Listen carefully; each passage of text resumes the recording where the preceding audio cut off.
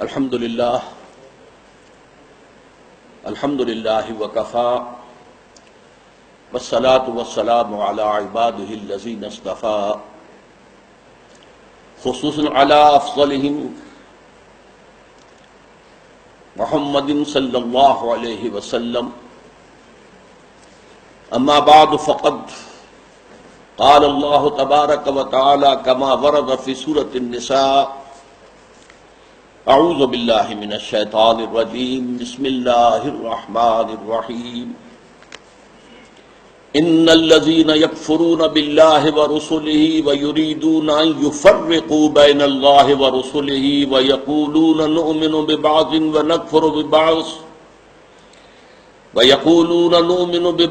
ونکفر ببعض ویریدون ان یتخذوا بین ذلک سبیلا اولئک هم الکافرون حقا وَأَعْتَدْنَا لِلْكَافِرِينَ عَذَابًا مُهِينًا. صدق اللہ العظیم. وقال النبی صلی اللہ علیہ وسلم بدأ الاسلام غریبا وسيعود كما بدأ فطوبى للغرباء. رواہ احمد والترمذی وابن ماجہ والدارمی رحمہم اللہ. رب اشرح لي صدری ویسر لي امری واحلل عقدۃ من لسانی یفقهوا قولی. اللهم ربنا الہمنا رشدنا واعذنا من شرور انفسنا.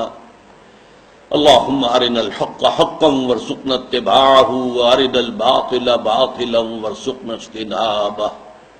آمین یا رب العالمین. معزز حاضرین اور محترم خواتین، السلام علیکم ورحمۃ اللہ وبرکاتہ. احادیث نبویہ میں علی صاحب الصلاۃ والسلام جس معین شخصیت کا ذکر ہے دجال اکبر کے عنوان سے، ابھی اس کا ظہور تو نہیں ہوا، اگرچہ شاید اب زیادہ دور بھی نہیں ہے، لیکن جیسے کہ انگریزی میں کہتے ہیں coming events cast their shadows before. جو آنے والے واقعات ہوتے ہیں مستقبل میں، ان کے سائے پہلے سے پڑنے شروع ہو جاتے ہیں. تو وہ دجال اکبر کب ظاہر ہوگا، کس شکل میں آئے گا، کہاں سے آئے گا، اس وقت اس سے بحث نہیں ہے. لیکن دجالیت، فتنہ دجال، وہ کئی صدیوں سے نہ صرف یہ کہ شروع ہو چکا ہے، بلکہ رفتہ رفتہ تدریجاً اس کے سائے گہرے سے گہرے تر ہوتے چلے جا رہے ہیں.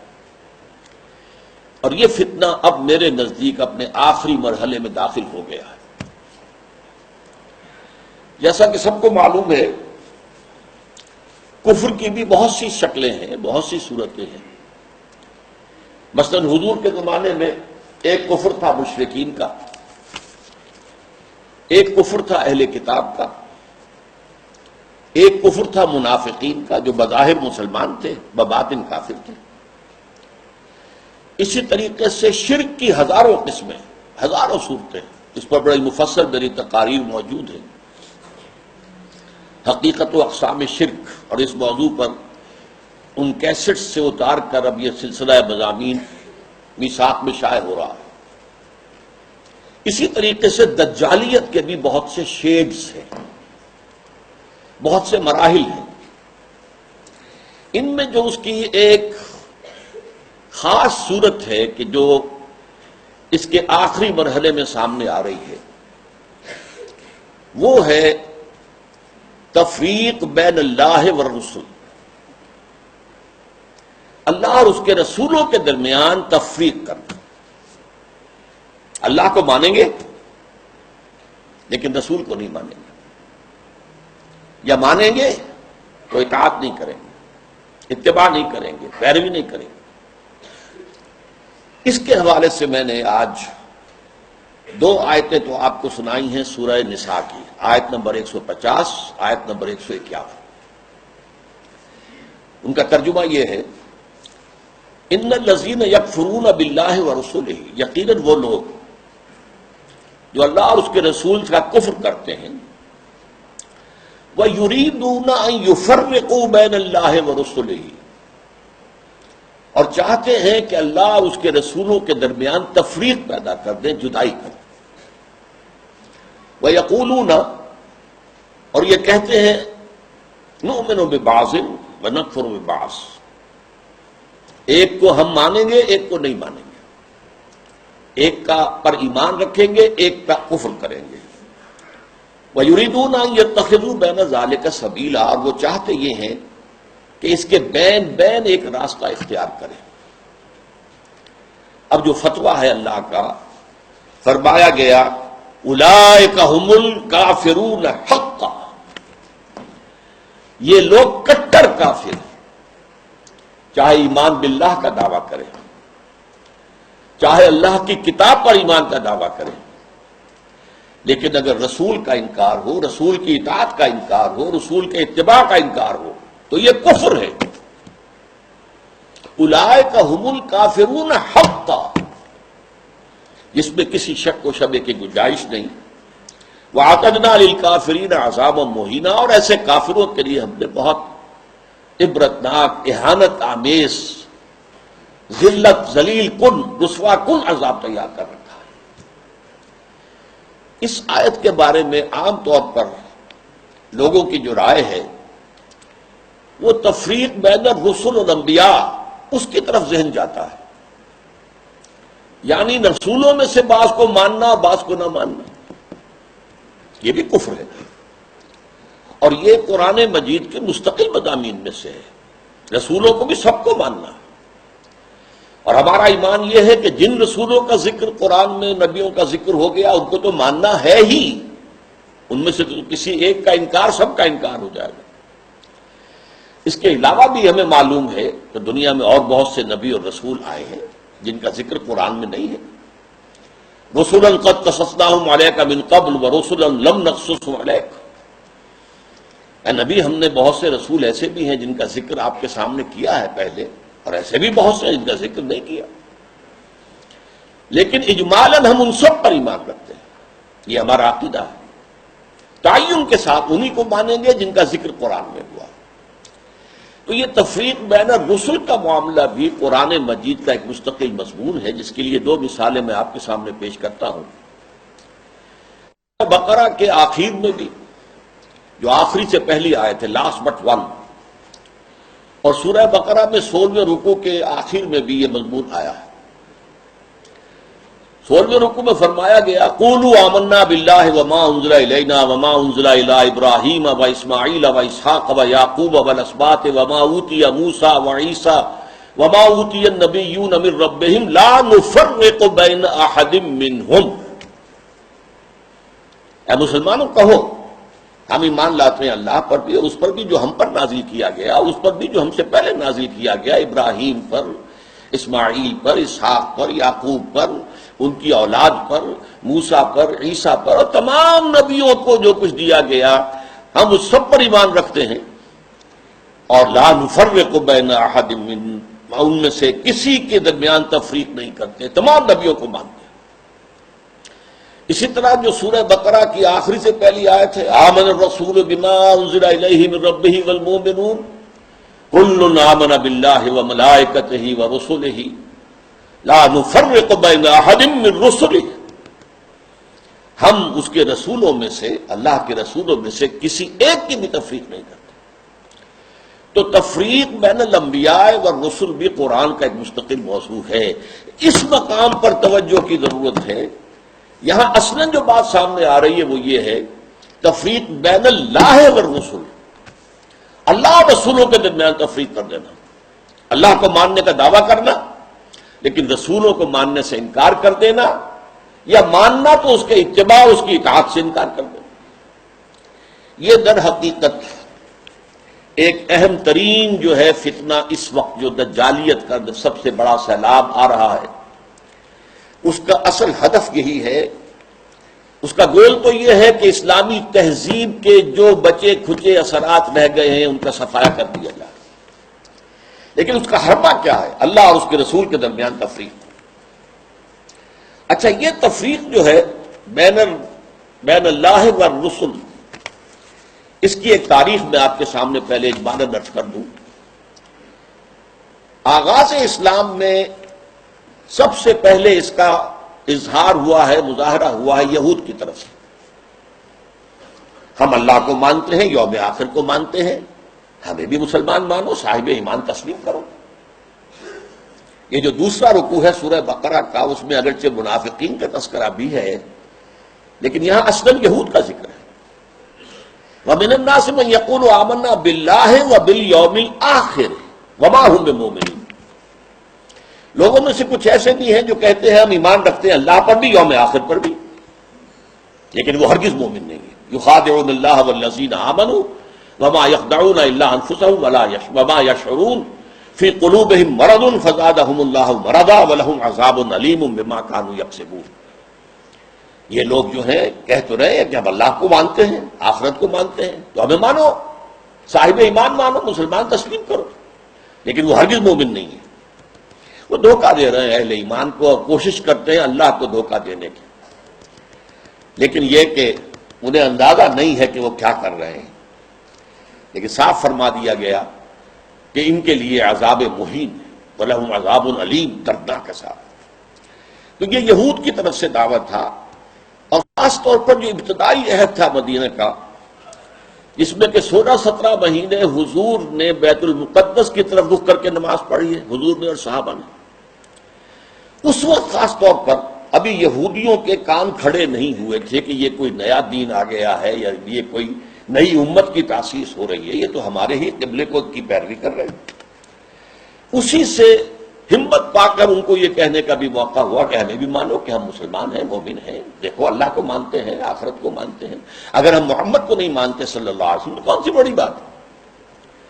بہرحال قرآن مجید نے فتویٰ دے دیا کہ یہ کافر ہیں، مومن ہرگز نہیں ہے، دھوکہ دے رہے ہیں، ان کے دلوں میں ایک مرض ہے، تکبر ہے۔ کیوں نہیں مان رہے محمد کو صلی اللہ علیہ وسلم؟ تکبر، اور اس کی وجہ سے اللہ نے ان کے تکبر میں، ان کے مرض میں اضافہ کر دیا ہے۔ وَلَهُمْ عَذَابٌ عَلِيمٌ بِمَا كَانُوا يَكْسِبُونَ، اور ان کے لیے دردناک عذاب ہے بسبب اس کے کہ جو جھوٹ وہ بول رہے ہیں۔ نمبر 2 پر منافقین نے جو شکل اختیار کی، وہ پورے زور دے کر کہتے تھے کہ ہم اے محمد آپ پر ایمان رکھتے ہیں، لیکن یہ کیا ضروری ہے کہ آپ کو ہر معاملے میں حکم تسلیم کریں، یہ کیا ضروری ہے کہ آپ کا ہر حکم بھی مانیں؟ آپ کی رسالت کا کام پورا ہو گیا، آپ نے قرآن لا کر ہمیں اللہ کی کتاب دے دی، اب جو کچھ قرآن میں ہوگا اس کو تو مانیں گے، لیکن یہ کہ آپ کا حکم، آپ کا قول، آپ کا فرمان، آپ کا قانون، یہ کیوں مانیں؟ چنانچہ آپ دیکھیے سورہ منافقون کی پہلی آیت میں سب سے زیادہ شد و بد کے ساتھ وہ ذکر ایمان بالرسول کا کر رہے ہیں۔ اذا جاءك المنافقون قالوا نشهد انك لرسول اللہ، اے نبی جب آپ کے پاس یہ منافق آتے ہیں اور کہتے ہیں کہ ہم گواہ ہیں کہ آپ اللہ کے رسول ہیں، واللہ یعلم انک لرسول، اور اللہ خوب جانتا ہے، اللہ سے بڑھ کر اور کس کو معلوم ہوگا کہ اے محمد آپ اللہ کے رسول ہیں صلی اللہ علیہ وسلم۔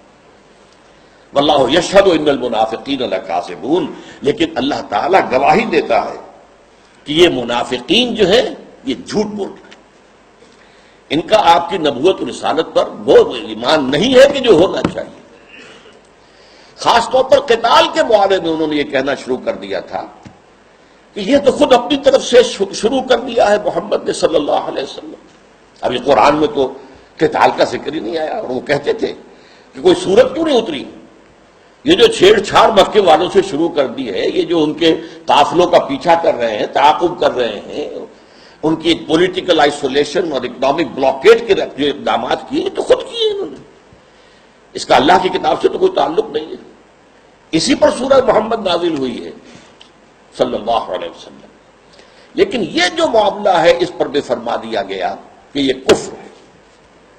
فَلَا وَرَبِّكَ لَا يُؤْمِنُونَ حَتَّىٰ يُحَكِّمُوكَ فِي مَا شَجَرَ بَيْنَهُمْ، تو نہیں اے محمد صلی اللہ علیہ وسلم، آپ کے رب کی قسم، یہ ہرگز مومن نہیں ہوں گے جب تک کہ ہر اس معاملے میں جو ان کے درمیان آئے آپ کو آخری حکم تسلیم نہ کریں، اور اس کے بعد جو فیصلہ آپ کر دیں اس پر یسلموا تسلیما، اس کو تسلیم کریں جیسے کہ تسلیم کرنے کا حق ہے. ثم لا یجدوا فی انفسہم حرجا مما قضیت، پھر وہ اپنے سینوں میں تنگی بھی محسوس نہ کریں آپ کے فیصلے پر. یعنی مان تو لیا ہے لیکن سینے کے اندر تنگی ہو رہی. بات یہ غلط ہی ہے، یہ خام خواہ جبرن ماننی پڑ رہی ہے. کیا کریں، مسلمانوں میں اپنے آپ کو شامل کرانا ہی ہے. تو فرمایا کہ اگر یہ اپنے سینوں میں بھی تنگی محسوس کریں گے بظاہر اس قول اور آپ کے فیصلے کو تسلیم کرتے ہوئے، تب بھی یہ مومن نہیں. فلا وربک لا یؤمنون حتی یحکموک فیما شجر بینہم ثم لا یجدوا فی انفسہم حرجا مما قضیت ویسلموا تسلیما. یہ صاف فیصلہ قرآن کا. وما ارسلنا من رسول الا لیطاع باذن اللہ، ہم نے تو رسول جب بھی بھیجا، جو بھی بھیجا، وہ تو اسی لیے بھیجا ہے کہ اس کو اللہ کے حکم سے اس کی اطاعت کی جائے. اچھا، میں to cut a long story short, اب میں آ رہا ہوں اس دور پر جب کہ امت مسلمہ، امت محمد صلی اللہ علیہ وسلم کی عمر کا 1000 سال گزر گیا. الف اول ختم ہوا، الف ثانی کا آغاز ہوا. اس وقت یہ فتنہ بڑے شد و مد سے ہندوستان میں اٹھا. اکبر اعظم، مغل اعظم، اب تو اس کی جو پکچر ہے وہ بھی پاکستان میں آ گئی ہے، درآمد کر لی گئی ہے. مغل اعظم، اکبر اعظم، اس نے جو دین الہی شروع کیا تھا اسے دین اکبری بھی کہہ دیا جاتا ہے، اکبر سے نسبت کی طرف کی وجہ سے. دین الہی اس کا مطلب کیا تھا؟ اللہ کو مانو، باقی رسولوں کے ماننے سے تفرقہ ہوتا. رسولوں کی شریعتیں جدا ہیں. خود قرآن کہتا ہے سورہ مائدہ میں وَلِكُلٍّ جَعَلْنَا مِنْهُمْ شِرْعَةً وَمِنْهَاجًا، ہم نے ہر ایک کے لیے ایک شریعت مقرر کی ہے، ایک منہاج مقرر کیا، ایک طرز عمل اور ایک جو منہج ہے وہ معین کیا. تو جو فرق لوگوں میں آتا ہے وہ رسالت کی وجہ سے آتا ہے. اللہ تو سب کا ایک ہے. وہ تو یہ ہے کہ لوگ مختلف ناموں سے اللہ کو پکارتے ہیں، پرمیشور کہہ لیں، مہادیو کہہ لیں، اور جو بھی آپ چاہیں پرماتما کہہ لیں، اللہ کہہ لیں. یہ سب سے کیا فرق واقع ہوتا ہے؟ وہ ایک ہی ہے، ایک ہی حقیقت ہے. بس اس کو مانو، اس کو پوجو، اس سے محبت کرو، اس سے لو لگاؤ، اس کا قرب حاصل کرو. باقی ان چیزوں کو چھوڑو، ان کی کوئی حیثیت نہیں. اس فتنے کے پیچھے اس کی سیاسی حکمت عملی بھی تھی. ہندوستان کے حالات کو یقیناً یہ کہ اگرچہ وہ ان پڑھ تھا، بالکل ان پڑھ، لیکن ذہین بہت تھا. اندازہ کر لیا تھا کہ ہندوستان کا اصل مسئلہ یہی مذہبی تفاوت اور فرق ہے. لہذا کوئی شکل ایسی ہو کہ اس تفرقے کو مٹا دیا جائے، اور اس کی شکل یہ شریعت کا اور رسالت کا تصور جو ہے بیچ میں سے نکال دیا جائے. تو اللہ کے اوپر، اللہ کو رام کہہ لو، رحمان کہہ لو، کیا فرق واقع ہوتا ہے؟ اس سے یہ ہے کہ یکجہتی پیدا ہو جائے گی. ہندو عورتوں سے شادی کی، یہاں تک کہ اس کا جانشین جہانگیر سلیم شہزادہ، وہ بھی ایک ہندو، اجودھا بائی جو ہے اس کے بدن سے پیدا ہوا.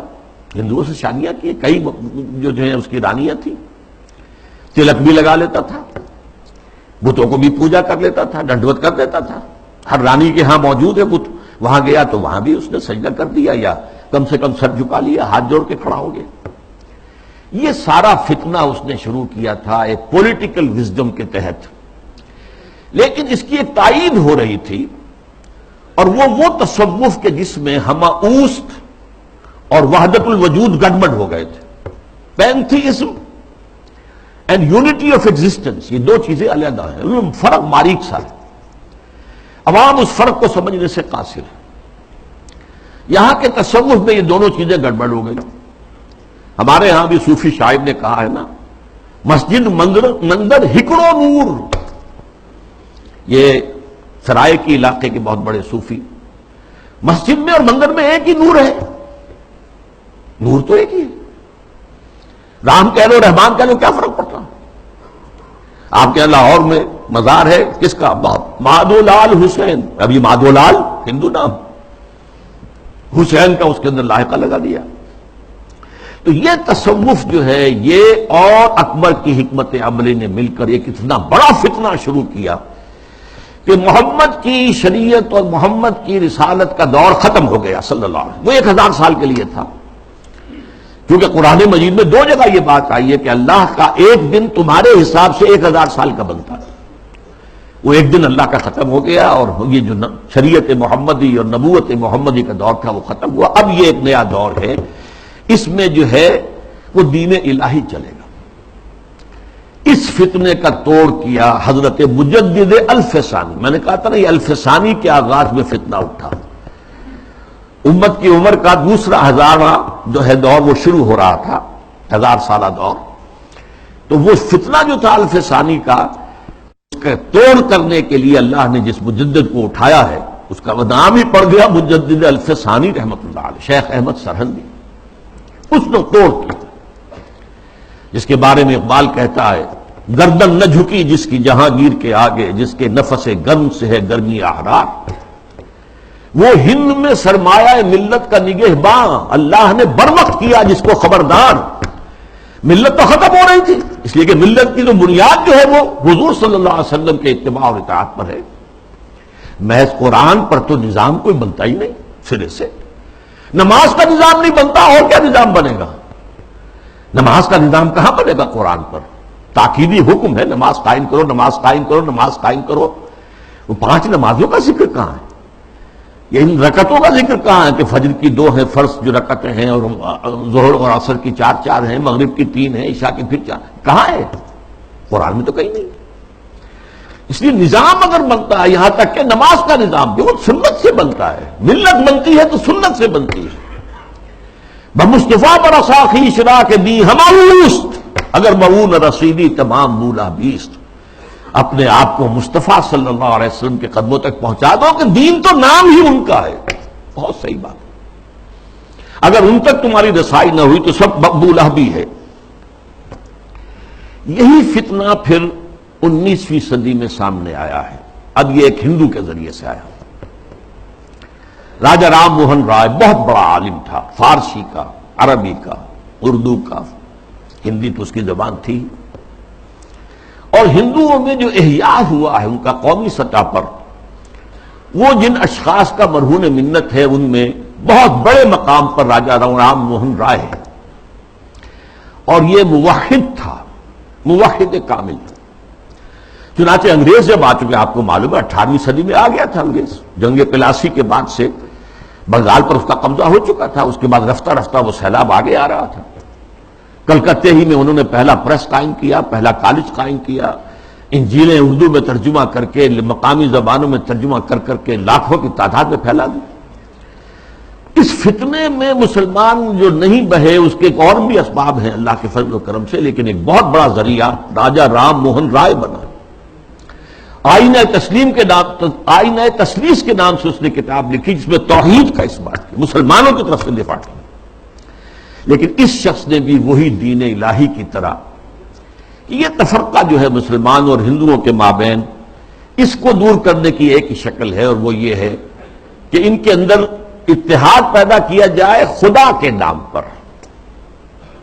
چنانچہ اس نے ایک خاص مجلس قائم کی، ایک خاص اس کا فرقہ بن گیا برہمو سماج. برہما کہتے ہیں خدا کو. برہمو سماج یعنی جس طرح دین الہی اسی طرح برہمو سماج. وہ یہ ہے کہ ایک برہما کو مان لو، بس خدا کو مان لو، جو تم اللہ کہہ لو، ہم اسے پرمیشور کہہ لیں، برہما کہہ لیں، جو چاہیں کہہ لیں. لیکن یہ ہے کہ باقی چیزیں جو ہیں ان کو ذرا پسے پش ڈال دو، ان کی اہمیت کم کر دو. تو برہمو سماج جو ہے اس نے پیدا کیا. اس کا انتقال 1833 میں ہوا تھا. اس کو پھر 20ویں صدی میں تازہ کیا ہے گاندھی نے متحدہ قومیت کے لیے. اس کی بھی ایک سیاسی بصیرت تھی. انگریز کی غلامی سے نجات پانے کی کوئی صورت نہیں ہے جب تک کہ مسلمان اور ہندو متفق نہ ہو، متحد نہ ہو. اور ان کے اتحاد میں جو چیز حائل ہے وہ شریعت ہے، قانون ہے، تہذیب ہے مسلمانوں کی. تو جب تک ان کو گڈمٹ کر کے ایک ہاون دستے میں ڈال کر کوٹ کر پیس کر ایک نہ بنا دیا جائے تب تک یہ متحد نہیں ہو سکتے. اور جب تک یہ متحد نہیں ہوں گے آزادی نہیں ہو سکتی. اسی کی وجہ ہے کہ اس کی پرارتھنا جو ہوتی تھی صبح ہی صبح اس میں گیتا بھی پڑھی جاتی تھی، قرآن کی تلاوت بھی ہوتی تھی، گرو گرنتھ کو بھی پڑھ کے سنایا جاتا تھا تاکہ معلوم ہو یہ سب ایک ہے بھائی، اس میں کیا فرق واقع ہوتا۔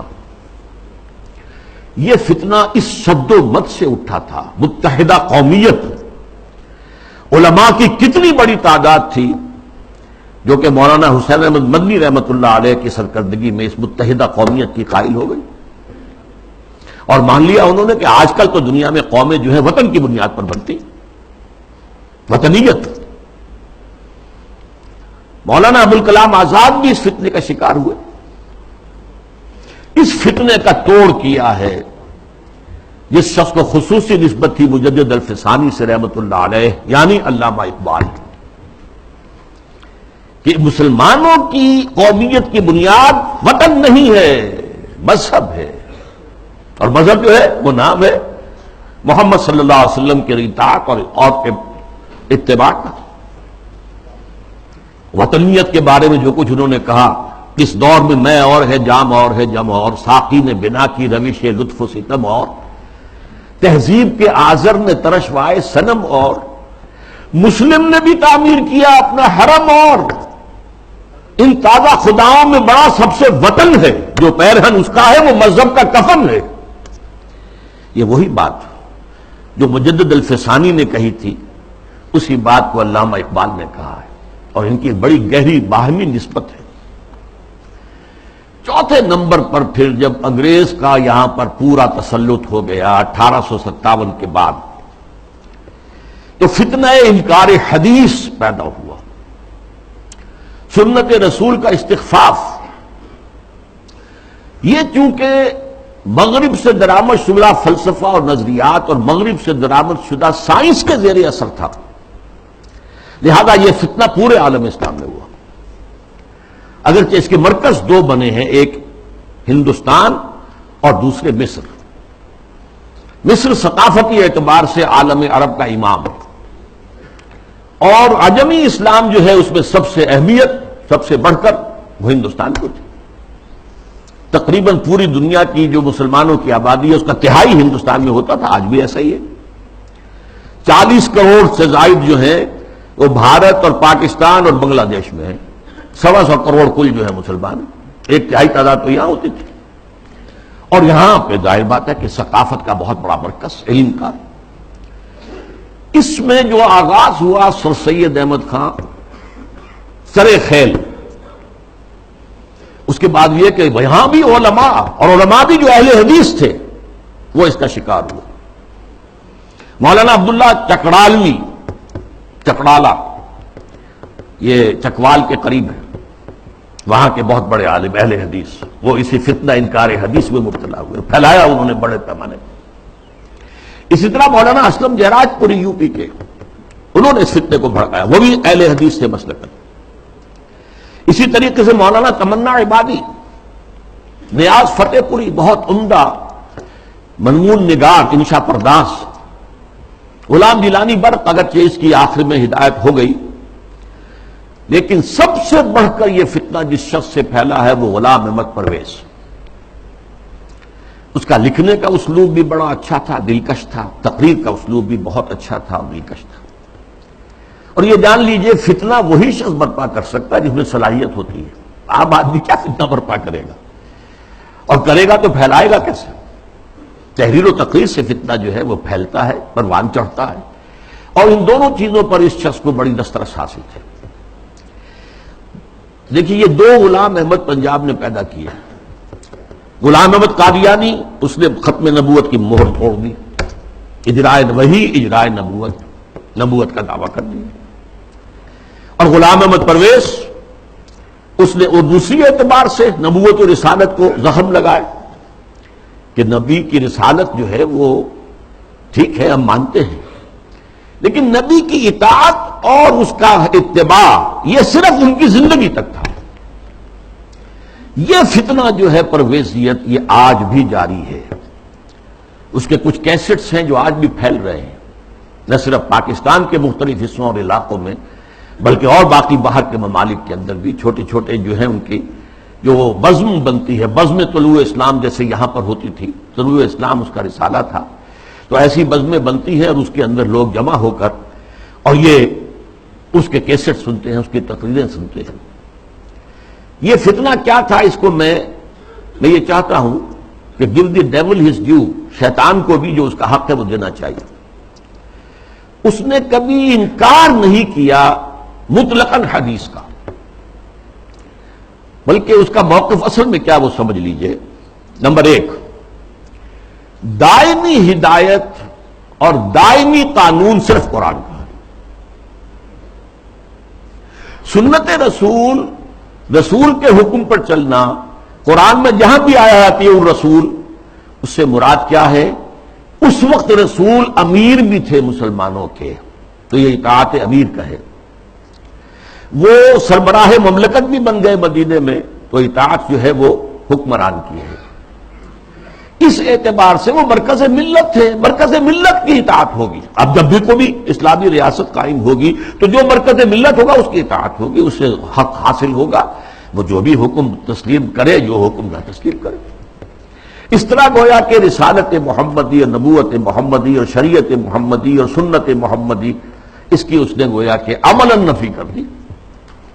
انہوں نے کہا کہ ہم حدیثیں صرف وہی مانیں گے جو قرآن کے مطابق ہو. اچھا، کوئی شے قرآن کے مطابق ہے یا نہیں ہے کون طے کرے گا؟ ہم کریں گے. قرآن کی تشریح اور تعبیر اور تفسیر اگر سنت سے آزاد ہو کر کی جائے تو ظاہر بات ہے قرآن کو موم کی ناک بنایا جا سکتا ہے، ادھر موڑ دے ادھر موڑ دے، جو چاہیں تعبیر کر لیں. اس کی ایک میں مثال آپ کو دیتا ہوں، اگرچہ وہ بڑی استہزائیہ سے مثال ہے. قرآن مجید میں حکم آیا سورہ مائدہ میں، وَالسَّارِقُ وَالسَّارِقَةُ فَاقْطَعُوا أَيْدِيَهُمَا، چور مرد ہو یا عورت ان کے ہاتھ کاٹ دو. اب اس کی کیا تعبیر کی؟ رسول نے تو سمجھا ہاتھ کاٹنا ہے اور آپ نے ہاتھ کاٹے. ایک مخزومی خاتون تھی بڑے اونچے گھرانے کی، بنو مخزوم، وہی ابو جہل کا قبیلہ ہے، فاطمہ نام تھا، فاطمہ مخزومیہ. اس نے چوری کی، اب اس کا ہاتھ کاٹنے کا حکم دے دیا گیا. لوگوں میں بڑی جو ہے بے چینی پھیلی، بڑے اونچے خاندان کی یہ عورت ہے، اس کا ہاتھ کٹے گا. اور تو کسی کو جو ہے لب کشائی کی ہمت نہیں تھی. حضرت انس حضور کے خادم خاص تھے، ان کو ذریعہ بنایا کہ حضور یہ اونچے خاندان کی عورت ہے، خاندان کی ناک کٹ جائے گی، آپ اس میں نرمی کیجیے. حضور نے سخت غصے کا، غضب کا اظہار کیا.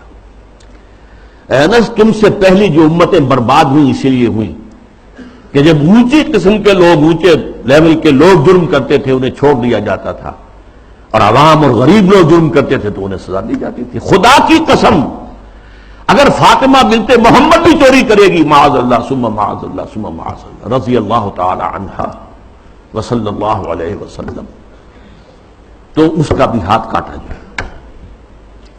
اب اس کی تعبیر پرویز صاحب کیا کرتے ہیں؟ ان کا ہاتھ کاٹ دو مطلب ایسا معاشرہ، ایسا معاشی نظام بنا دو کہ چوری کی ضرورت ہی نہ رہے.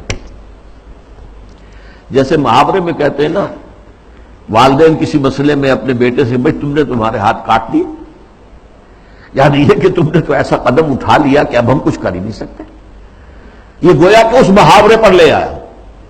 ان کے ہاتھ کاٹ دو یعنی ایسا ماحول پیدا کر دو، ایسا سوشلسٹ نظام برپا کر دو کہ جس میں ہر ایک شخص کی ضرورت پوری ہو رہی ہے تو کائے کو چوری کرے گا. یہ ہاتھ کاٹ دو کا مفہوم ہے، یہ نہیں ہے، یہ تو مولویوں نے بنا لیا ہے، اور یہ غلط تصور ہے کہ ہاتھ کاٹے جائیں. حالانکہ ڈٹائی کا یہ عالم ہے کہ اسی آیت میں آگے فرمایا گیا ہے، جزام بما کسبا نکالا من اللہ، یہ در حقیقت ان کے کرتوت کا بدلہ ہے. تو گویا کہ ان کے کرتوتوں کا بدلہ یہ ہے کہ ایسا نظام قائم کرو، یہ ان کے کرتوتوں کا بدلہ ہے. نکالن، اور عبرت ہے لوگوں کے لیے اللہ کی طرف سے. اللہ عبرت کیسے ہوگی؟ کیا اس اعلیٰ نظام سے عبرت پتہ ہو؟ قرآن مجید اپنی حفاظت کرتا ہے. لا یاتیہ الباطل من بین یدیہ ولا من خلفہ، قرآن مجید کے اوپر کوئی باطل حملہ آور نہیں ہو سکتا، نہ سامنے سے نہ پیچھے سے. بہرحال یہ اس کا موقف تھا، اور یہ موقف آج بہت بڑے پیمانے پر ہمارے جو جدید تعلیم یافتہ لوگ ہیں ان میں موجود ہے. ان کے ہاں بھی یہ پہلا موقع تھا کہ درس قرآن کے نام سے محفل ہوتی تھی، اور وہ مخلوط محفل ہوتی تھی، مرد بھی اور خواتین اور نوجوان لڑکیاں بھی، اور وہ بے پردگی کے ساتھ۔ اب جو صورتحال ہے، یہ فتنہ جو ہے بہت شد و بد اور بہت بڑے پیمانے پر اور بڑی پشت پناہی کے ساتھ مغرب کے زیر اثر، اور دجال جو اس وقت ہے، دجاجلہ میں سے ایک بہت بڑا دجال جو ہے امریکہ، اور شخصی طور پر بش، اس کی ریشہ دوانی اور اس کی پشت پناہی اور اس کی تائید اور اس کی مدد سے جو فتنہ اٹھ رہا ہے، اس کا ہدف کیا ہے؟ اسلامی تہذیب کی بہتری کرنا، اور اس کا حربہ کیا ہے؟ تفریق بین اللہ والرسل۔ اللہ کو مانو، قرآن کو مانو اور اس کی من مانی تعبیر کرو، رسولوں کو چھوڑو، رسول کی بات کو چھوڑو۔ وہ تھے تو اپنے وقت کے لیے تھے، ایک وقتی کلچر انہوں نے پیدا کر دیا تھا، ایک وقتی نظام پیدا کر دیا تھا، وہ لوگوں کی اس وقت کی ذہنی سطح کے مطابق تھا، اس وقت کے ماحول کے مطابق تھا، یہ کوئی مستقل اور دائمی شے نہیں ہے۔ حربہ یہ ہے۔ اس ضمن میں اب میں ذرا تھوڑا سا تاریخی پس منظر بیان کروں۔ دیکھیے اس وقت جو ہے شیطان لعین اور اس کے سب سے بڑے ایجنٹ کے ذریعے سے دجالیت جو مرحلہ وار آگے بڑھی ہے، اس موضوع پر میں تقریر اسی جگہ پر کر چکا ہوں 22 فروری 2004 کو، 2.25 سال پہلے، موجودہ عالمی حالات میں اسلام کا مستقبل کے عنوان سے۔ سب سے پہلی دجالیت جو آئی دنیا میں، وہ ریاست اور سیاست کے میدان میں آئی، سیکولرزم کے عنوان سے۔ مذہب کو، خدا کو، خدائی ہدایت کو، خدائی احکام کو، آسمانی ہدایت کو پرے کر دو ریاست سے۔ ریاست، قانون، یہ انسانوں کا کام ہے بنانا۔ ہیومن سوورنٹی، پاپولر سوورنٹی، عوام خود حاکم ہیں، وہ اپنے نمائندوں کے ذریعے سے جو چاہیں گے قانون بنائیں گے۔ رکھ دو، اللہ کو مسجد میں بند کرو اور خدا کو جو ہے جہاں چاہو بند کر دو، ہمارے ایوان حکومت میں نہیں آئے گا، ہمارے قانون ساز ادارے میں وہ نہیں آئے گا، حاکمیت اس کی نہیں ہے، حاکمیت عوام کی۔ یہ دجالیت کا یہ سب سے بڑا وار، سب سے پہلا چیز ہی سب سے اہم بھی ہوتی ہے، اور یہ گلوبل ہو چکی ہے، پوری دنیا۔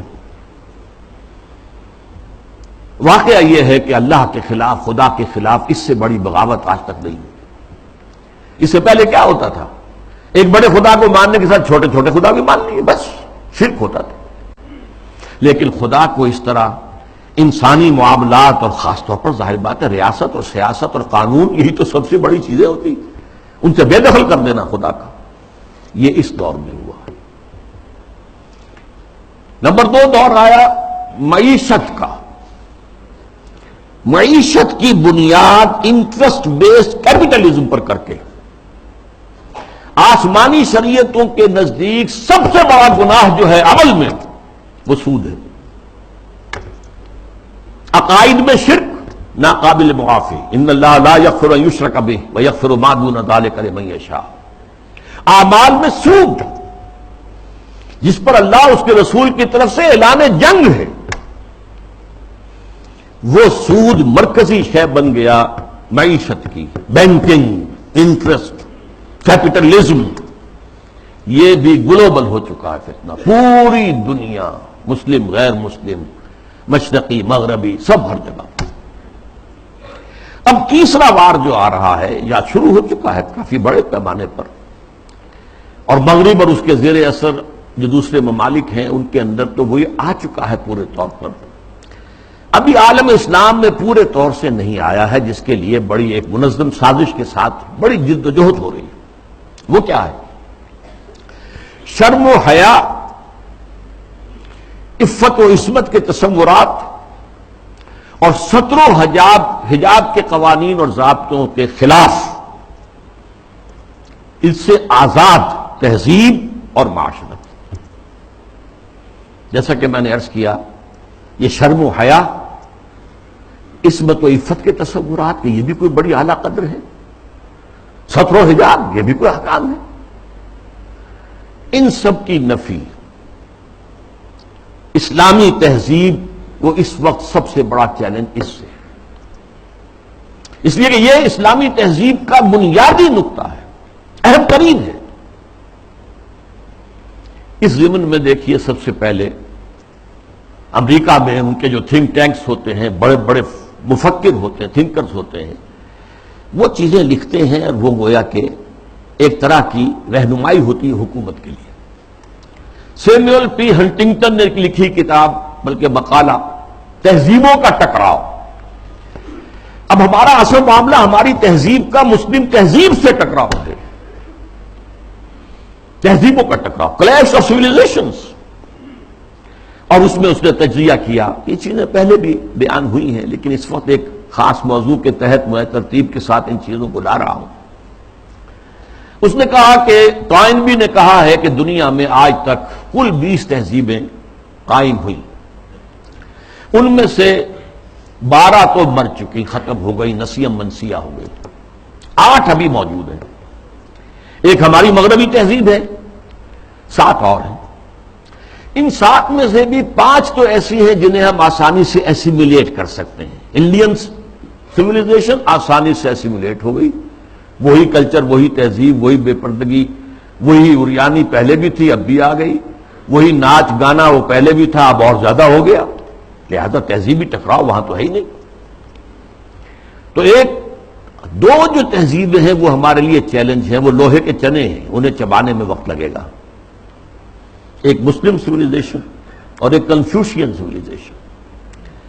کنفیوشین سویلائزیشن کے بارے میں تو میں اس وقت نہیں سمجھا تھا کہ یہ کیا واقعی کوئی چین کے اندر یا اس کے آس پاس کے ممالک میں جو بدھ مت کے پیروکار شمار ہوتے ہیں، کوئی واقعی کوئی تہذیب کنفیوشس کے حوالے سے ہے۔ ابھی حال ہی میں نیوز ویک کا ایک پرچہ چھپا ہے جس کا مین مضمون تھا کنفیوشس کا احیاء، ریوائول۔ تو یہ ہو رہا ہے چین میں اس وقت۔ لیکن یہ کہ اصل ہمارا جو مطلب ہے اس وقت، ہمارا موضوع ہے وہ مسلم سویلائزیشن ہے، اس نے اسے بھی شمار کیا ہے کہ یہ بھی ہمارے لیے بہت بڑا چیلنج۔ اب ذرا اسلامی تہذیب کا ایک تاریخی جائزہ، شرم و حیا، عفت و عصمت اور ستر و حجاب کے احکام پر مبنی اسلامی تہذیب، اس کا ایک تاریخی جائزہ۔ دیکھیے نبی اکرم صلی اللہ علیہ وسلم نے فرمایا تھا، وہ حدیث میں نے شروع میں آپ کو سنائی ہے، بدا الاسلام غریبا وسیعود کما بدا۔ اسلام کا آغاز جب ہوا ہے تو وہ بہت اجنبی سا تھا، نامانوس، لوگ سمجھتے نہیں تھے یہ کیا نئی باتیں ہیں۔ پھر اس کے بعد اسلام کے غلبے کا دور آ گیا، جب غالب ہو جائے تو سبھی دوست بن جاتے ہیں، جو بھی طاقتور ہے اس کے تو سبھی دوست ہیں، لہذا بہت سب لوگ جو ہے اس کا علم دے کر کھڑے ہو گئے۔ لیکن ان قریب اسلام غریب ہو جائے گا، پھر اجنبی ہو جائے گا۔ تو جو لوگ اسلام کی اجنبیت میں اس کا ساتھ دیں اور خود بھی اجنبی ہو جائیں، ان کے لیے مبارکباد ہے، تہنیت ہے کہ وہ زمانے کا ساتھ نہ دیں، اسلام کا ساتھ دیں۔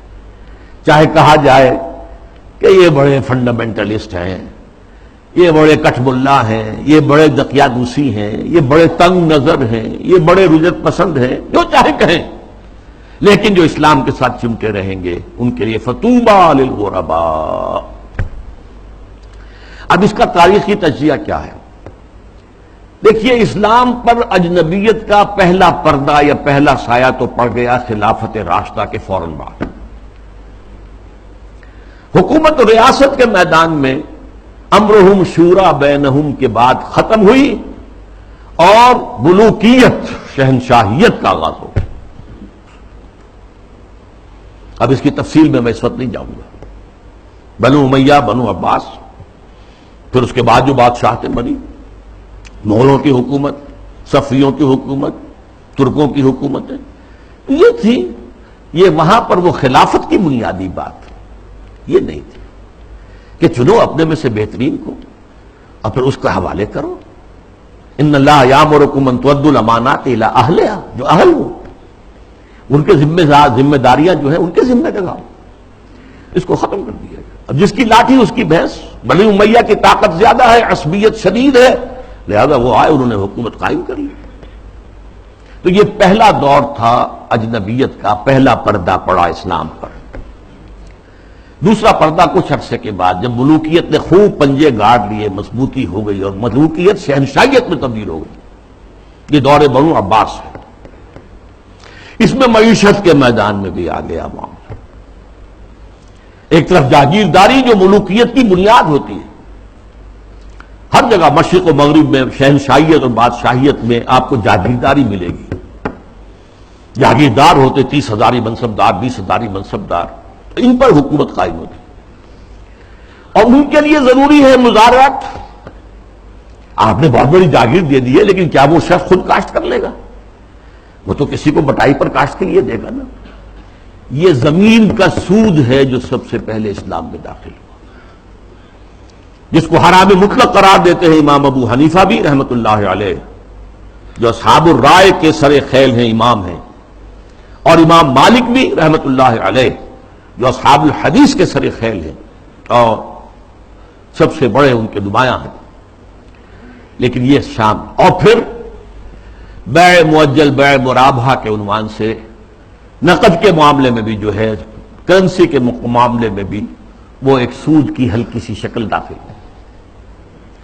یہ دوسرا دجالیت کا دور پوری دنیا میں بھی آیا، بینکنگ، انٹرسٹ بیسڈ کیپٹلزم، اور کچھ اسلامی ممالک کے اندر بھی، جیسا کہ میں نے عرض کیا کہ اس راستے سے چور دروازوں سے داخل ہوا۔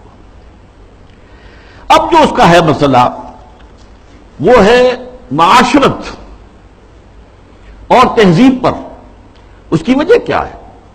اس تمام دور میں مسلمانوں کی تہذیب، ان کا طرز بود و باش، ان کی معاشرت اور ان کا آئلی نظام، ان کا خاندانی نظام، ان کے آئلی قوانین انٹیکٹ رہے۔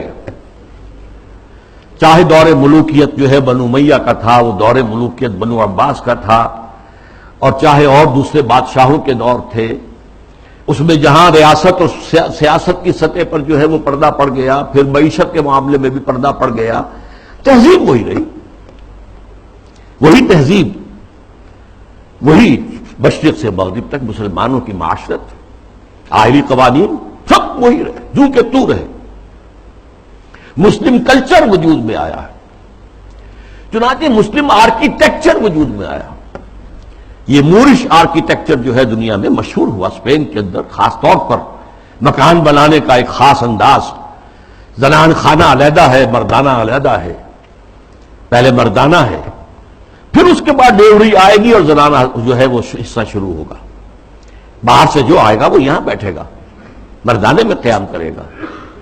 زنان خانے کے اندر جو ہے وہ تو صرف محرم جائیں گے اور کوئی نہیں جا سکتا۔ اس تہذیب کی بنیاد وہ جو اسلامی تہذیب تھی، اس پر، اسی پر آرٹ مسلمانوں کا قائم ہوا۔ خطاطی دنیا میں بہت بڑا آرٹ بن گیا، بہت بڑا آرٹ، ہاتھ سے، منہ قلم سے جو آرٹ پیدا کیا جاتا ہے وہ خطاطی کی شکل میں آیا، یا عام بظاہر فطرت کی نقاشی۔ تو یہ ہے جو میری بات ہے وہ سمجھ لیجئے کہ تہذیب میں فرق نہیں آیا، آئلی نظام میں فرق نہیں آیا، معاشرتی اقدار میں فرق نہیں آیا، چاہے سیاسی اور معاشی اعتبار سے دجالیت جو ہے مختلف ادوار سے گزر کر آ گئی۔ اب ظاہر بات ہے کہ دجالیت کا آخری حملہ جو ہے وہ اس تہذیب پر ہے۔ چادر اور چار دیواری کا جو حصار ہے، قلعہ ہے، اس کو توڑ دو، منہدم کر دو، مخلوط معاشرت قائم کرو، بے پردگی، عریانی، فحاشی اور مخلوط معاشرت جو ہے اس کو عام کرو، فروغ دو، پھیلاؤ۔ آزاد شہوت رانی، اس کو فروغ دو، جس کے نتیجے میں شادی کا مقدس جو ایک بندھن ہے اس کی حیثیت ختم ہو جائے۔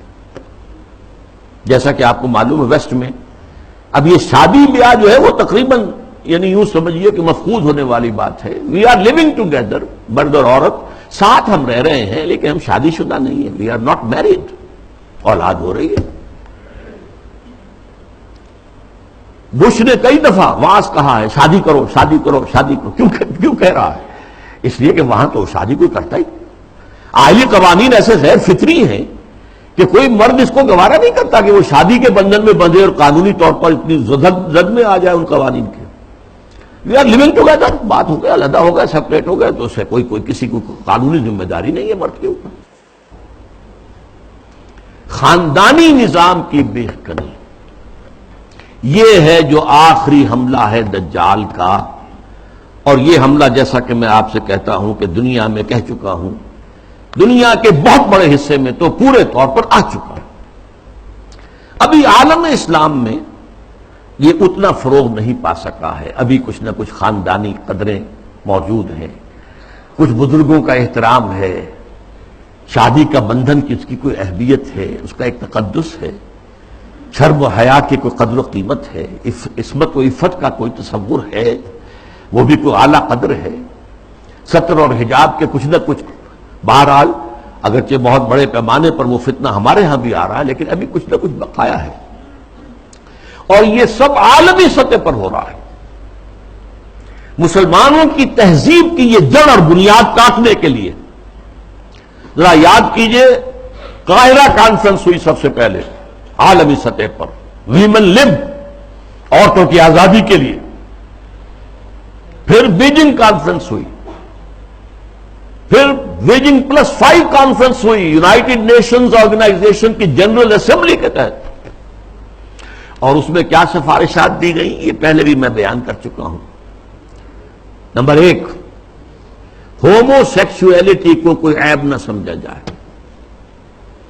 یہ بھی انسان کا ایک طبعی تقاضا ہے، مرد مرد سے، عورت عورت سے شہوت نہ نہیں کرے، یہاں تک کہ مرد اور مرد کی شادی اور عورت کی شادی، ایک مرد جو ہے وہ شوہر ہے، دوسرا مرد بیوی ہے، ایک عورت شوہر کے درجے میں ہے، دوسری عورت بیوی کے درجے میں۔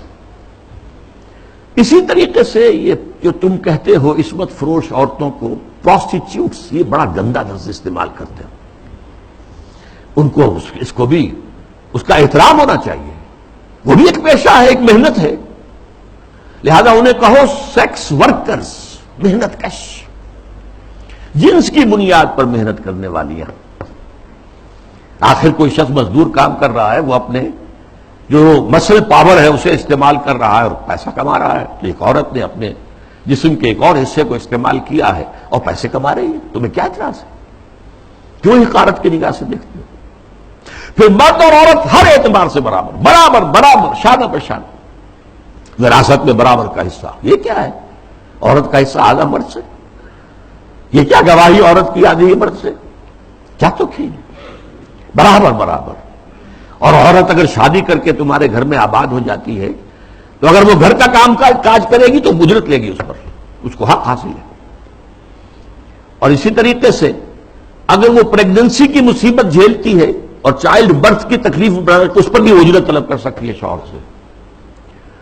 اور نمبر 3، اگر ہم بستری کے لیے مرد جو ہے اصرار کرے جبکہ عورت انکار کر رہی ہو تو اس کو بھی ریپ کہا جائے گا، زنا بالجبر کہا جائے گا، میریٹل ریپ، یہ شادی کے اندر بھی ریپ کا تصور ہے۔ یہ ہیں وہ چیزیں جو آج عالمی سطح پر بے پردگی، فحاشی، یہ تو یوں سمجھیے کہ اب بڑی پیچھے رہ گئی باتیں جو میں نے باتیں آپ کو بتائی ہیں، یہ یونائٹڈ نیشنز کی جنرل اسمبلی کی سفارشات میں شامل۔ اب دیکھیے، شریعت کا ہمیں معلوم ہے کہ دار و مدار یا اساس یا بنیاد جو ہے 2 چیزوں پر ہے، بنیادی 2 اضافی چیزیں بھی ہیں، لیکن جو بنیادی ہیں سب کے نزدیک، قرآن اللہ کی کتاب اور سنت اللہ کے رسول کی، یہ سارے قوانین کا جو استنباط کیا جائے گا وہ ان 2 چیزوں سے۔ 2 اضافی چیزیں کیا ہیں؟ اجماع اور قیاس، اجتہاد، لیکن بنیادی 2 ہی ہیں، قرآن اور سنت رسول۔ لیکن خاص طور پر جب تہذیب کا معاملہ آتا ہے، تہذیب کے معاملے میں قرآن، سنت رسول، اور سب سے اہم ہے رسول سے محبت، رسول کی تعظیم، وہ مرکز ملت ہے دائم اور قائم ہمیشہ کے لیے۔ مرکز ملت وہ ہے اللہ کا رسول ہے صلی اللہ علیہ وسلم۔ ان کی تعظیم میں کمی ہوگی تو دین کی جڑ ختم ہو جائے گی، تہذیب ختم ہو جائے گی۔ ان کی اطاعت ہی نہیں، اتباع، ان کا اتباع اگر نہیں ہوگا تو تہذیب اسلامی نہیں رہے گی۔ پھر میں آپ کو اقبال کا شعر سنا رہا ہوں، مصطفیٰ پر اساں کھینچ رہا کہ دی ہماؤس، اگر برون نہ رسیدی تمام بو نہ بیست۔ یہی وجہ ہے، دیکھیے ویسے تو یہ مضامین سورہ حجرات کے درس میں میں نے تفصیل سے بیان کیے ہیں۔ مرکزی شخصیت جو ہے ہمیشہ کے لیے امت مسلمہ کے اندر، باقی چھوٹی چھوٹی قیادتیں ادھر ادھر، کوئی پاکستان میں قائد اعظم بن گیا، کوئی بونگ بندو بن گیا، کوئی اور جو ہے وہ کارنو جو ہے وہ لیڈر بن گیا، یہ ہے سب، لیکن اصل لیڈر، اصل شخصیت، مرکزی شخصیت پورے عالم اسلام کے اندر وہ محمد رسول اللہ کے صلی اللہ علیہ وسلم۔ ان سے محبت، ان کی تعظیم، سوء ادب بھی نہ ہو جائے۔ ان کی آواز سے اوپر اپنی آواز کہیں کر دو گے تو سارے اعمال حق ہو جائیں گے۔ یا ایھا الذین آمنوا لا ترفعوا اصواتکم فوق صوت النبی ولا تجهروا له بالقول كجهر بعضكم لبعض ان تحبط اعمالكم وانتم لا تشعرون۔ میں تفصیل سے عرض کرتا رہا ہوں کہ صحابہ کے دور میں تو مطلب تھا حضور کی آواز سے اونچی آواز کر کے بات کرنا، اب کیا ہے؟ حضور کی بات کے مقابلے میں اپنی بات لانا۔ حضور نے تو یہ کہا نہیں میری رائے ہے، واہ، اگر آپ نے مان لیا کہ حضور نے یہ فرمایا ہے تو پھر آپ کون ہیں؟ یہ تمام اعمال صالحہ، ساری تمہارے کرتوت جو بھی تم نے کمائی کی ہے سب ضائع ہو جائیں گے، تمہیں پتہ بھی نہیں چلے گا۔ بھائی میں نے کوئی گناہ کبیرہ تو نہیں کیا، میں نے کوئی اور نہ زنا کیا، نہ شراب پی ہے، نہ کچھ اور کیا ہے۔ انتم لا تشعرون، تمہیں شعور بھی نہیں ہوگا، اور تمہاری ساری جو بھی اب تک کی کارگزاری ہے، تمہارے اعمال ہیں، وہ سب ہبط ہو جائے۔ اب دیکھیے اس پر ٹو پرونگڈ حملہ ہو رہا ہے مغرب سے۔ نمبر ایک، محمد صلی اللہ علیہ وسلم کی شخصیت کو مجروح کر دو۔ یہ کام پہلے بھی ہوا ہے، لیکن یہ بڑے مصنفین کی کتابوں میں ہوا، بڑے محدود پیمانے پر ہوا۔ اب جو ہوا ہے آپ نے دیکھا توہین رسالت کا معاملہ، اور جتنے بڑے پیمانے پر حضور کے کارٹون بنا کے شائع کیے گئے، انہوں نے دیکھ لیا ہے، ٹھیک ہے، عالم اسلام کا رد عمل کیا ہے؟ کوئی جلوس نکل آئے، کوئی توڑ پھوڑ ہو گئی، کوئی اپنا ہی بگاڑا، ہمارا کیا بگاڑا؟ اس اعتبار سے غور طلب بات یہ ہے، ایک وار جو ہے کاری کیا ہے انہوں نے، اور دیکھ لیا کہ ہے کوئی تھوڑے سے لوگ ہیں، کوئی دقیانوسی ہیں، کوئی جذباتی ہیں، ویسے بھی وہ لوگ عام طور پر ان پڑھ ہیں یا مولوی ملاٹے ہیں، بس ان کا اثر انہوں نے قبول کیا ہے۔ کسی حکومت نے کوئی قدم اٹھایا؟ حضور کی شخصیت کو بس کب، اس کا ایک بہت بڑا مظاہرہ یورپ کے کتنے اخبارات نے وہ شائع کر دی، اور کسی طرف سے کوئی معذرت نہیں۔ اور دوسرا معاملہ یہی ہے کہ حدیث کا استخفاف کرو، اور سنت رسول جو ہے وہ اس کی حجیت کو ختم کر دو۔ اب دیکھیے اس پر جو ہے تفریق بین اللہ والرسل، اس کی پشت پر پورا عالم مغرب ہے، یہودی بھی، عیسائی بھی، اور سب سے بڑھ کر عالمی میڈیا، اس سے بھی بڑھ کر civil supreme power on earth the United States of America, وہ اس کی پشت پر ارب ارب ڈالر خرچ کیے جا رہے ہیں این جی اوز پر، اور ان این جی اوز کا کام کیا ہے؟ مسلم تہذیب کی بیخ کنی۔ یہ جو ہنٹنگٹن نے کہا ہے کہ یہ ذرا لوہے کا چنا ہے، اس کو چبانے کے لیے ذرا لوہے والے دانت ہی چاہیے، ان الحدید بالحدید یفلح، لوہے کو تو لوہا ہی کاٹ سکتا ہے۔ نظام تعلیم کے اندر بنیادی تبدیلیاں کر دی گئی۔ پھر آغا خان فاؤنڈیشن کو امتحانات اور نصاب وغیرہ کا معاملہ ان کے حوالے کر دیا گیا۔ یہ سارا کیا ہے؟ یہ امریکہ اور دوسری طرف عالم اسلام میں جو اس کے پٹھو بیٹھے ہوئے حکمران، پوڈلز، روشن خیالی کے نام سے اور اعتدال پسندی کے نام سے جو پرچار ہو رہا ہے، جو ایوان صدر سے پرچار ہوتا ہے، حکومت کی سطحوں پر، مختلف سطحوں پر پرچار ہو رہا ہے، اور سب سے زیادہ یہ کہ اب میڈیا کے اوپر جو پرچار ہو رہا ہے، اور میڈیا کی جو پہنچ ہے اس کا آپ اندازہ کیجیے۔ اس کے ضمن میں خاص طور پر میں آپ سے ذکر کر دوں، جس طرح ہنٹنگٹن کا ذکر آیا ہے، ایسے ہی رینڈ کارپوریشن کی سفارشات چند مہینے پہلے وہ آئی یہ سب سے بڑا ٹاپ کا تھنک ٹینک ہے امریکہ کا، اس نے تجزیہ کیا ہے، اپنے لوگوں کو بتایا، اپنی حکومت کو بتایا ہے کہ مسلمان سب ایک جیسے نہیں ہیں، مسلمان چار طرح کے ہیں۔ نمبر ایک ہے فنڈامنٹلسٹ، جو اسلام کو صرف ایک مذہب نہیں سمجھتے بلکہ ایک سیاسی، معاشی اور سماجی نظام بھی سمجھتے ہیں۔ ان سے تو ہماری جنگ ہے، ان سے ہماری دشمنی ہے، انہیں ہر قیمت پر ختم کرنا ہی کرنا ہے، یہ فنڈامنٹلسٹ ہے۔ نمبر دو پر ٹریڈیشنلسٹ ہیں، روایت پسند علماء، ان کے مدرسے ہیں، قال اللہ قال رسول ہے، انہیں نظام سے کوئی بحث نہیں ہوتی، تو یہ فی نفس ہی تو یہ کوئی خطرناک نہیں ہے، لیکن اگر کہیں یہ فنڈامنٹلسٹ کے ساتھ مل جائے تو بہت خطرناک ہے۔ اس کی وجہ کیا ہے کہ انہیں جو ایکسپوژر حاصل ہوتا ہے، ہر جمعے کو لوگ آ رہے ہیں کھچے ہوئے، کچے دھاگے سے بندھے ہوئے آ رہے ہیں، اور وہاں پر ان کو جلسہ مل گیا، گفتگو ہو رہی ہے۔ کوئی اور جماعت جو ہے، کوئی سیاسی جماعت چھوٹا سا جلسہ بھی کرے گی تو کتنے کھکیڑ بول دے گی، پوسٹر شائع کرے گی، کوئی ڈڈورا پیٹے گی، کچھ اور کرے گی، اشتہار اخبارات میں دے گی۔ یہاں جو ہے کہ خود بخود ہو رہا ہے، کچے دھاگے سے بندھے آئیں گے سرکار میں، اور اکثر مسلمان آتے ہیں تو نہا دھو کر اچھے کپڑے پہن کر آتے ہیں تاکہ ایک اچھے ماحول میں خوشبو لگا کر آؤ، تاکہ اچھا ماحول ہو، پسینے کی بدبوؤں سے طبیعت منغص نہ ہو جائے۔ تو یہ ٹریڈیشنلسٹ جو ہے، ان کا ایکسپوژر بہت بڑا ہے۔ اگر یہ فنڈامنٹل کے ساتھ مل جائے تو بہت خطرناک ہے۔ پھر انہوں نے اس پر مشورہ بھی دیا، ان کو ان کے باہمی مسلکانہ اور مذہبانہ جو اختلافات ہیں ان کے اندر لگائے رکھو، بھڑکاؤ ان کو تاکہ اور ادھر ادھر نہ دیکھ سکے۔ تیسرے نمبر پر اس نے کہا کہ ماڈرنسٹ ہے، ایسے دانشور ہیں کہ جو اسلام کی تعبیر ایسی کر رہے ہیں اسلامی تہذیب کی کہ جو ہماری تہذیب کے ساتھ کمپیٹیبل ہے، جڑ جاتی ہے، مل جاتی ہے، وہ ہماری تہذیب کے لیے کوئی چیلنج نہیں رہتی، وہ تعبیر۔ یہ جو ماڈرنسٹ دانشور ہیں، ان کی ضرورت ہے کہ ان کو سپورٹ کیا جائے، ان کی مدد کی جائے، اور خاص طور پر الیکٹرانک میڈیا میں ان کو ایکسپوژر دیا جائے۔ یہ نوٹ کیجئے، یہ ساری چیزیں جو ہو رہی ہیں، ڈانڈے کہاں مل رہے ہیں، کہاں سے آ رہی ہیں ہدایات، کس کی طرف سے پالیسی لائنز جو ہے فکس کی گئی ہیں، میڈیا پر ان کو ایکسپوژر دیا جائے، اس لیے کہ ظاہر بات ہے مسجد میں تو کوئی ان کی بات سنے گا نہیں، کون کھڑا ہونے دے گا ان کو ممبر پر، لہذا ان کے لیے ذریعہ جو ہے اس سے کہیں زیادہ وسیع ذریعہ ہمارے پاس میڈیا کا ہے، اس پر ایکسپوژر دو۔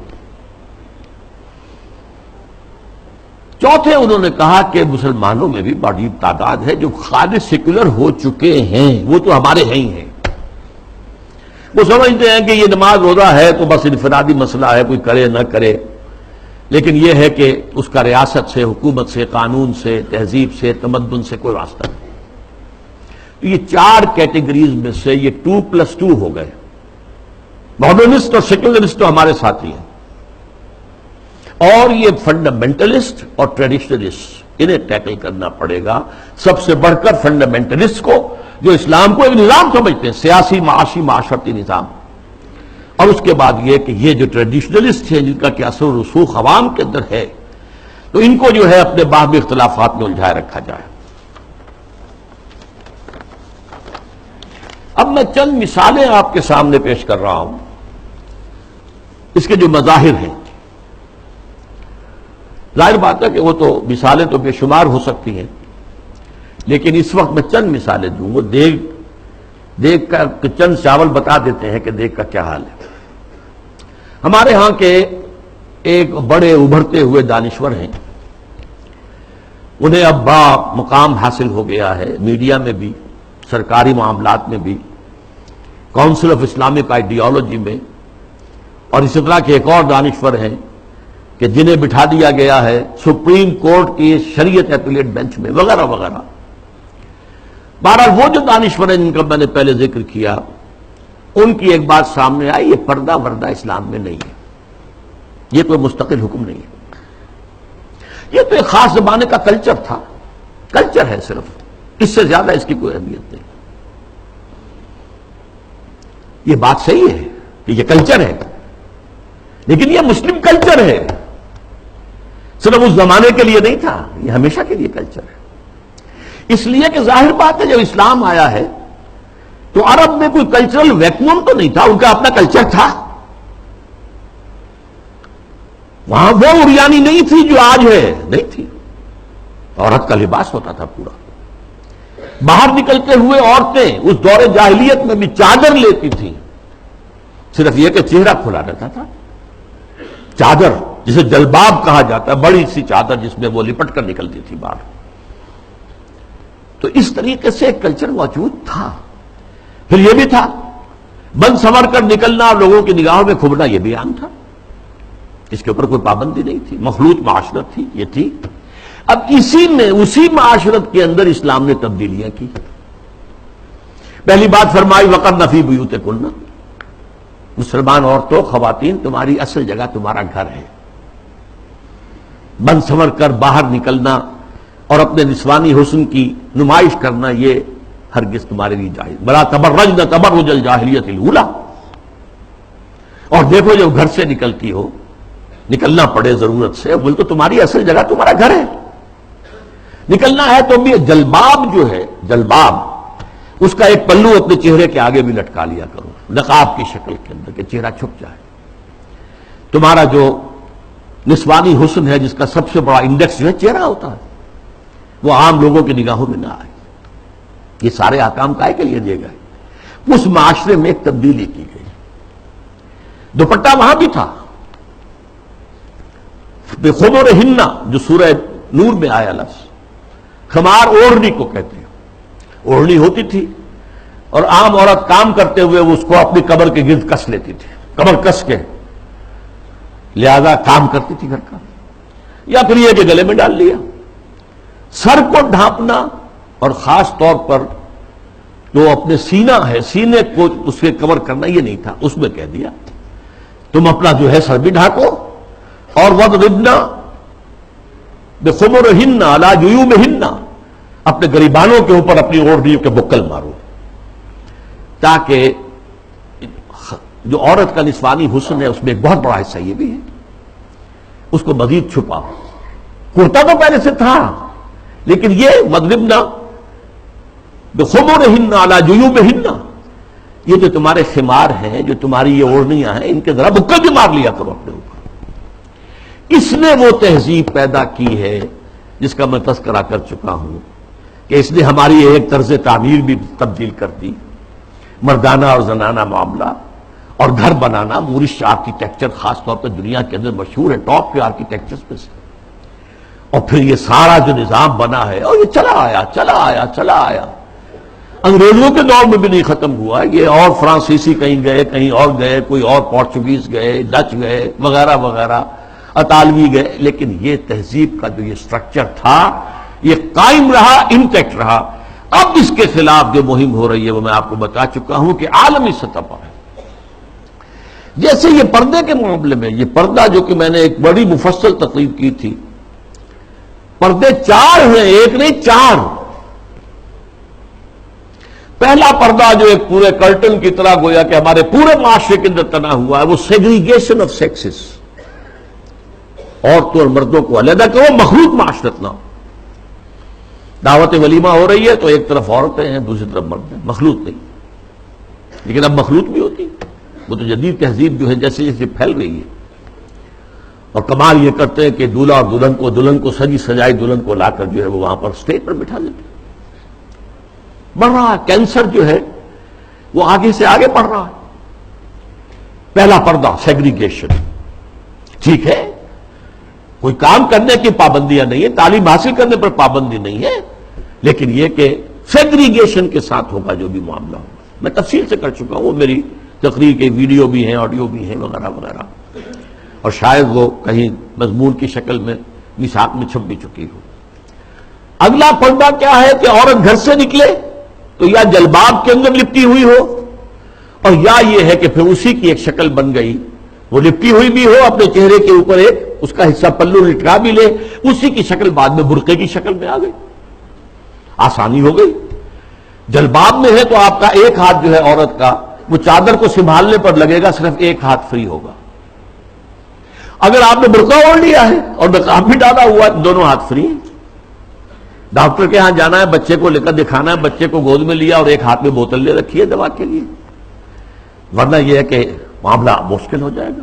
تو برقع اس کی ایک ارتقائی شکل ہے. تیسرا پردہ چار دیواری، گھر کے اندر صرف محرم داخل ہوگا، نہ محرم نہیں جائے گا، چاہے وہ آپ کا داماد ہے. لیکن داماد کی محرم صرف اس کی بیوی ہے، آپ کی ایک بیٹی ہے، دوسری بیٹیاں اس کی محرم نہیں ہے. ساس محرم ہے اور آپ کی بیوی آپ کی محرم ہے، وہ اگر آئی ہوئی ہے اپنے میکے میں ٹھیک ہے، لیکن یہ کہ اندر جو دوسری لڑکیاں ہیں وہ نامحرم ہیں، سالیہ جو ہے وہ تمہاری محرم نہیں ہے. یہ تیسرا پردہ ہے. چوتھا پردہ ہے ستر. محرموں کے سامنے بھی پورا جسم نہیں کھول سکتے، صرف چہرہ، سر کے بال بھی نہیں، ہاتھ اور پاؤں. یہ ستر کہلاتا ہے. یہ تیسرا پردہ ہے. ان تین چیزوں کے علاوہ کوئی جسم کا حصہ باپ کی نظر پہ بھی نہیں آنا چاہیے، بھائی کی نظر میں بھی نہیں آنا چاہیے. مستور رہے گی گھر کے اندر بھی مسلمانوں. اس کے بعد جو ہے وہ صرف شوہر کا معاملہ ہے. یہ چار پردے ہیں اسلام میں. اس تہذیب کی بنیاد آج اس کی بے کنی کی جا رہی ہے، ختم کیا جا رہا ہے، اور یہ ماسٹر سٹروک ہے. اسلامی تہذیب کی جڑ کھود دینے والی شے ہے. جیسے کہ میں نے عرض کیا کہ ایک کلچر تھا، اس کلچر کے اندر کچھ اضافہ کر دیا گیا. ایسے ایک مثال حج کی ہے. حج تو دور جاہلیت میں بھی ہو رہا تھا، بس یہ تھا کہ تلبیہ میں انہوں نے شرک شامل کر دیا تھا. لبیک اللہم لبیک، لبیک اللہم لبیک، لبیک لا شریک لک لبیک الا شریکا تملکہ وما ملک. میں حاضر ہوں پروردگار، میں حاضر ہوں، تیرا کوئی شریک نہیں سوائے اس شریک کے کہ جس کا تو ہی مالک ہے. اس کے پاس جو اختیارات ہیں وہ بھی تیرے ہی اختیار میں ہیں. یعنی وہ جو عیسائیوں کی تثلیث ہے، تین میں ایک، ایک میں تین، تو اس تلبیہ میں توحید بھی ہے اور جو ہے شرک بھی ہے، وہ ختم کر دیا گیا. اب تلبیہ کیا ہے؟ لبیک اللہم لبیک، لبیک لا شریک لک لبیک، ان الحمد والنعمت لک والملک لا شریک لک. بس یہی اصلاح کی گئی نا. تلبیہ پہلے بھی تھا، اب بھی. طواف حرم کا پہلے بھی تھا، اب بھی ہے. بیت اللہ آپ جانا ہے، منا میں ٹھہرنا ہے، اور پھر اس کے بعد جو ہے وہ جانا ہے عرفہ، میدان عرفات میں.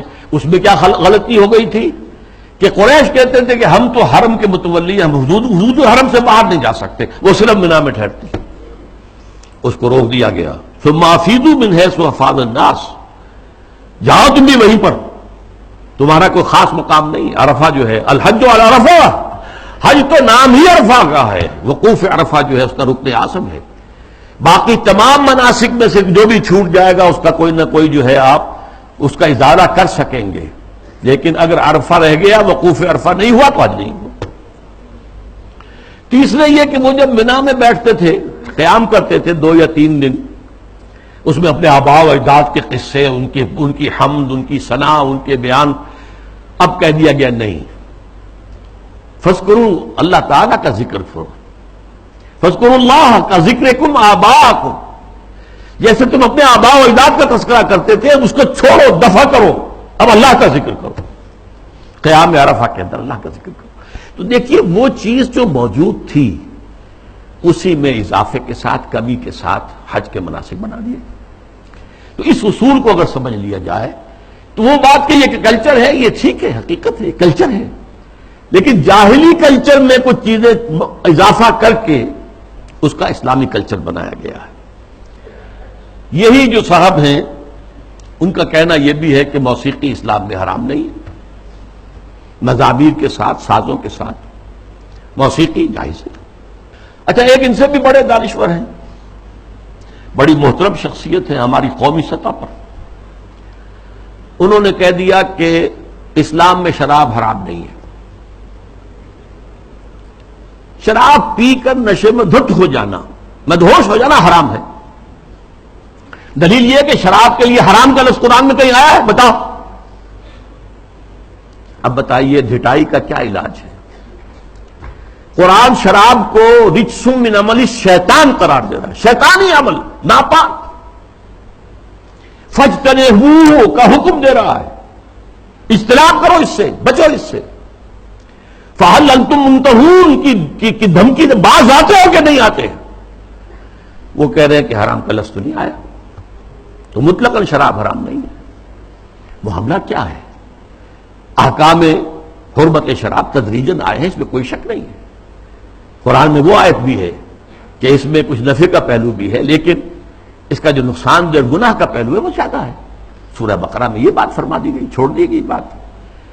پھر کہہ دیا گیا نماز کے قریب نہ جانا جب شراب نوشی میں نشے کی حالت میں۔ اس کے بعد آخری حکم سورہ مائدہ کے اندر آ گیا۔ پھر یہ ہے کہ اسی پر اگر قیاس کریں تو کہا جا سکتا ہے زنا حرام نہیں ہے۔ کہاں کہا گیا کہ حرم علیکم الزنا؟ کہیں کہا گیا انما حرم اللہ الزنا؟ کہیں ہے؟ قرآن مجید میں نہیں، حرام کا لفظ تو نہیں آیا۔ ولا یزنون سورہ فرقان کے آخری رکوع میں جو آیا، تو یہ تو اللہ عباد الرحمن، اللہ کے بہت اونچے بندوں کا ذکر ہے۔ کیا ولا تقربوا الزنا؟ اس کا مفہوم تو یہ ہے کہ جہاں زنا ہو رہا ہو اس مقام کے قریب بن جاؤ، بس، مطلقاً زنا کے لیے تو نہیں۔ جیسی تعویل پرویز صاحب نے کی کہ ہاتھ کاٹنے کا مطلب کیا ہے۔ بہرحال ایک اور بات کہی جا رہی ہے اس وقت، سود کھانا حرام ہے، دینا تو حرام نہیں، کہاں قرآن میں لکھا ہوا؟ اب یہ تو سنت ہے جو بتاتی ہے۔ سنت نے فرمایا کہ شراب حرام ہے، نہ صرف شراب حرام ہے، کل مسکرن، جس سے بھی نشہ ہو جائے تو حرام ہے۔ چنانچہ سلفی علماء جو ہے خاص طور پہ سعودی عرب کے، وہ تو سگریٹ نوشی کو بھی حرام کہتے ہیں، تمباکو نوشی حرام، تدخین حرام، تو اس لیے کہ اس سے بھی ایک نشہ سا ہوتا۔ باقی یہ کہ یہ اصول ہمارے سامنے آیا، ہماری تہذیب کی بنیاد بنا، ما اسکرا کثیرہ فقلیلہ حرام، جس چیز کی زیادہ مقدار جو ہے وہ مدہوشی پیدا کر دے، نشہ پیدا کر دے، اس کی تھوڑی مقدار بھی حرام ہے۔ یہ نہیں کہ تھوڑی سی شراب پی لی جائے تو اس سے تو چستی آ جاتی ہے، اس سے تو ہاں ٹھیک ہے، قرآن نے بھی کہا کہ اس میں کچھ ہے، منافع ہے، لیکن یہ کہ اس میں گناہ کا پہلو زیادہ ہے، اب اس کو حرام مطلق کر دیا گیا۔ بہرحال یہ ہیں وہ مثالیں جو میں نے دی ہیں تہذیبی سطح پر۔ باقی جو اور کام ہو رہے ہیں جو اسلام کی بہکنی کے لیے، لیکن تہذیب، مسلمانوں کی تہذیب جو تاحال کچھ انٹیکٹ چلی آ رہی تھی اور ابھی کچھ اثرات اس کے باقی ہیں، جس سے کہ کلیش آف سویلائزیشن جو ہے اس کے اندر قرار دیا گیا مسلمان تہذیب جو ہے وہ ہمارے لیے ایک چیلنج ہے، جس کے لیے کہ اب ایک بڑا میڈیا اور اربوں ڈالر خرچ کیے جا رہے ہیں۔ اسی میں ایک ہائر لیول پر ایک بات اور بھی ہے، اور یہ بہت سویپنگ ہے۔ قرآن کو بھی اب نہیں چھوڑا گیا، اس پر بھی حملہ ہے۔ قرآن سے بھی صرف اصول لیے جائیں گے، اسپیسیفکس، معین احکام قرآن کے جو ہیں وہ صرف اپنے دور کے لیے تھے۔ اگر زنا کا، شادی شدہ مرد اور عورت کا، رجم کا ہے، یہ اپنے وقت کی بات ہے، یہ مطلقاً نہیں ہے، ہمیشہ کے لیے نہیں ہے۔ ہاتھ کاٹ دینا، چوری کا، یہ اس دور کے لیے تھا، ہمیشہ کے لیے نہیں ہے۔ اصول لے لو، زنا نہیں ہونا چاہیے، اصول لے لو، چوری نہیں ہونی چاہیے۔ اسپیسیفکس جو ہیں خاص طور پر حدود و تعزیرات کے اندر، یہ صرف اس دور کے ماحول کے اعتبار سے تھی، یہ چیزیں لاگو نہیں ہیں۔ یعنی سنت تو سنت ہے، آگے قرآن کے اوپر بھی ہاتھ صاف کیا جا رہا ہے، بازی بازی باری سے بابا ہم بازی۔ حالانکہ یہ بات نوٹ کر لیجئے کہ یہ ختم نبوت کی نفی ہے،